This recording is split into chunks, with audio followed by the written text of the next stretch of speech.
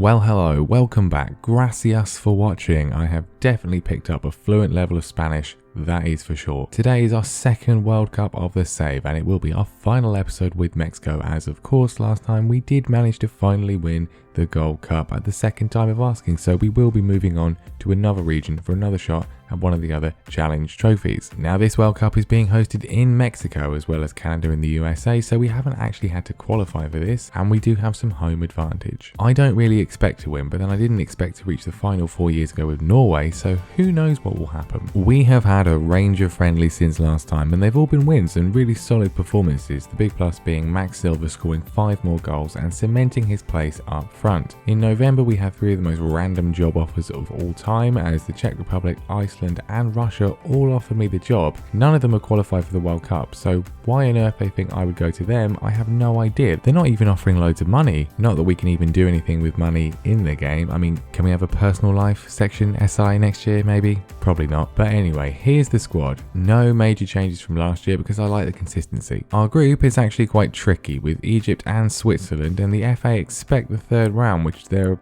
apparently now is. We kick off against Switzerland. Here's the team. Alvarado starts over an aging Corona in an otherwise familiar lineup. The first half is largely uneventful, although Max Silva does hit the post. We do eventually find the breakthrough though in the second half as Calderon's cross falls to Rodriguez, whose block shot is put away by Silva, who unfortunately pulled his hamstring shortly before that, so he has to go off. Speaking of Christian Calderon, he decides to put in the absolute dumbest challenge ever with 10 to go and gets sent off.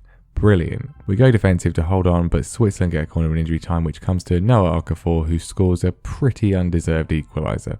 A great start to the tournament, especially as Max Silva will now be out for 2 weeks. So we need to beat Egypt really. Macias and Gallardo come into the team, and we don't take long to get underway as a goal kick from Malagon finds Lozano, who runs on through, is fouled, but the ball falls to Macias to give us the lead. Lozano is then involved again, finding Cordova on the edge of the box to rifle in a second, and then after Aguero is fouled, Lozano gets a goal himself to make it 3. Just before the break, some intricate passing finds Alvarado for 4, and I think we've safely made the knockouts. Aguero completes the route late on, and we end up topping the group on goal difference. But it's not without a cost, as Fernando Beltran had his leg broken during that one, leaving our already stretched midfield further encumbered. We get Saudi Arabia in the second round, so if we don't fulfill the FA's expectation of getting to the third round, I think I'll just end the series. Australia and the Ivory Coast are the biggest group stage exits. The second round sees England face Croatia, and I don't think I've ever mentioned that Jose Mourinho is now the England manager, which just kind of feels inevitable at some point. Anyway, we play Saudi Arabia with Romo in for the injured Beltran. It takes until the 28th minute, but some good work from Cordova allows Macias to head in his second of the tournament.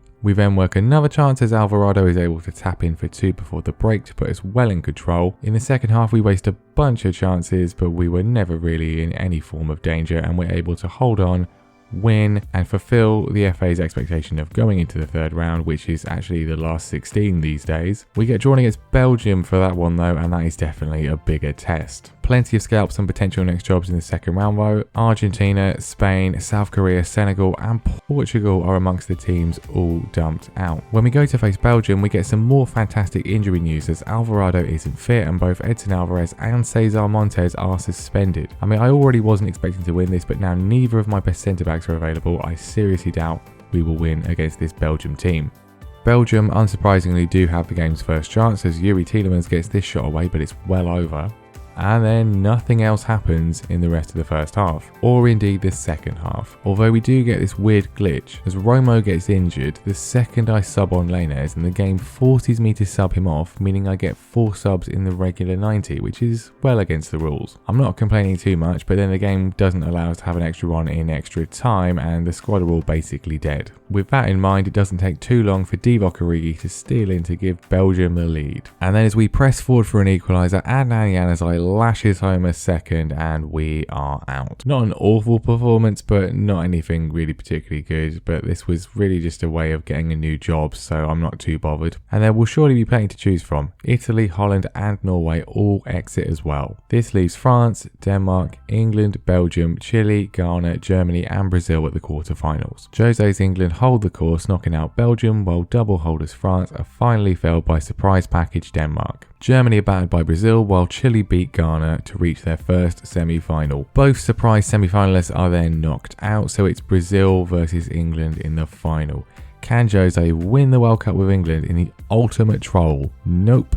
A 2-2 draw goes to penalties and Jordan Henderson and Reece James both miss, so Brazil win. No knighthood for Jose then. And then the jobs market is not quite as open as I was expecting. France, Spain, Italy and Argentina are all huge opportunities though, but Australia is interesting.